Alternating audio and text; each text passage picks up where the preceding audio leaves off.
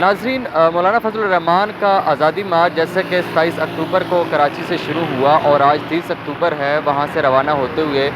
لاہور کی طرف گامزن ہے اور آج وہ مارچ آزادی لاہور پہنچے گا اور لاہور کے بعد اسلام آباد کا وہ آج شام رخ کریں گے اور کل اسلام آباد میں پہنچے گا۔ یہ وہ مقام ہے جہاں پر اس وقت ہم کھڑے ہیں، جس کو کشمیر ہائی وے کہتے ہیں۔ اسلام آباد کی ایک مرکزی شاہراہ ہے جو کہ اسلام آباد کے باسیوں کو ایئرپورٹ کی جانب اور کشمیر کی جانب اور اسلام آباد سے اگر آپ باہر جاتے ہیں تو یہ راستہ آپ کی مدد کرتا ہے اور آپ کو اسلام آباد سے ایگزٹ کے طور پر بھی اور اسلام آباد کے انٹرس کے طور پر بھی مدد کر رہا ہوتا ہے۔ تو اسلام آباد کی جتنی بھی ٹریفک کا روانی ہے، بہاؤ ہے، وہ اسی روڈ کے توسط سے مکمل اسلام آباد کو ٹچ کر رہی ہوتی ہے۔ آپ کو بتائیں کہ حکومت کے ساتھ جو مذاکرات طے پائے گئے تھے رہبر کمیٹی کے مولانا فضل الرحمان کے،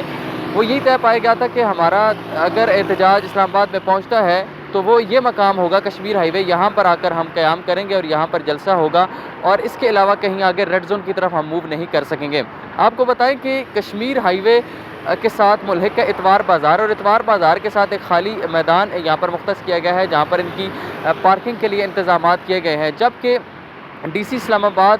کے ساتھ جب ان کی پریس کانفرنس ہوئی تھی رہبر کمیٹی کی تو اس میں انہوں نے کہا تھا اسلام آباد کی انتظامیہ کو کہ یہاں پر ہمارے لیے 5 سے 6 ہزار واش رومز یہاں پر قائم کیے جائیں، جبکہ ظاہر ہے یہ ایک دینی جلسہ ہے اور مذہبی جماعت ہے، تو اس تناظر میں یہاں پر نمازیوں کے لیے جگہ بھی قائم کی جائے۔ تو بہرحال یہ انتظامات بھی زیر غور ہیں اور ان کے لیے جگہ بھی پارکنگ کی مختص کی گئی ہے۔ اب دیکھنا یہ ہوگا کہ یہ اسلام آباد میں جب مارچ داخل ہوتا ہے اور اس مقام پر پہنچتا ہے، کیا یہ جگہ ان کے لیے کم پڑ جائے گی پارکنگ کی؟ کیا واش رومز کا مناسب انتظام ہو سکے گا؟ کیا یہ روڈ کے بند ہونے کے سبب متبادل ایسا انتظام کون سے کیا جائے گا جس سے شہریوں کی مشکلات یا ان کو دقت کا سامنا نہیں کرنا پڑے گا؟ آپ کو بتائیں کہ اسلام آباد میں جو سیکیورٹی کی صورتحال ہے اور سیکیورٹی کے پیش نظر تقریباً 23,000 کی لگ بھگ پولیس کی بھاری نفری تعینات کی گئی ہے۔ کنٹینرز مختلف انٹرنس اور ایگزٹ مقامات پر رکھے گئے ہیں، جبکہ اگر ریڈ زون کی ہم بات کریں خاص طور پر جہاں پر اس سے قبل حکمران جماعت نے 126 روز پر مشتمل دھرنا دیا تھا، وہاں پر مختلف 4 جگہوں پر جو کہ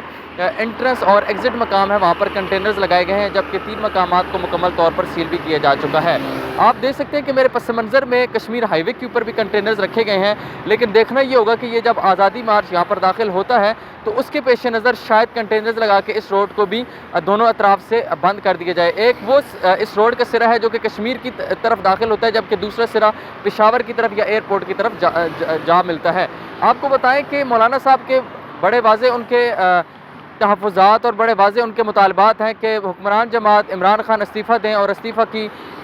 جب تک ان کا منظور نہیں ہو پاتا تب تک ہم اپنے مطالبات کو تسلیم نہ ہونے تک یہ جاری رکھیں گے احتجاج۔ اب یہ احتجاج دھرنے کی شکل اختیار اگر کر جاتا ہے تو یہ دھرنا کتنے دن یہاں پر جاری رہے گا؟ یہ مولانا نے کہا کہ ہم آ کر اسلام آباد میں فیصلہ کریں گے کہ ہمارا آگے کا لاہ عمل کیا ہوگا۔ اسلام آباد کی جو موجودہ صورتحال ہے، ابھی روڈز مکمل طور پر کھلے ہیں لیکن آج شام کے بعد یہ حالات مختلف ہو جائیں گے، اس لیے کہ مولانا نے کل یہاں پر کشمیر ہائی وے پر پہنچنا ہے اور یہ وہ مقام ہے جہاں پر وہ اپنا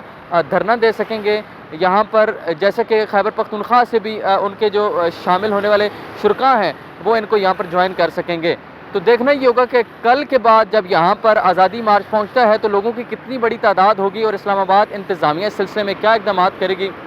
دیکھنا ہوگا اس مارچ کے یہاں پہنچنے کے بعد۔ فی الوقت اتنا ہی، مزید خبروں اور اپڈیٹس کے لیے دیکھتے رہیے نیوز الرٹ۔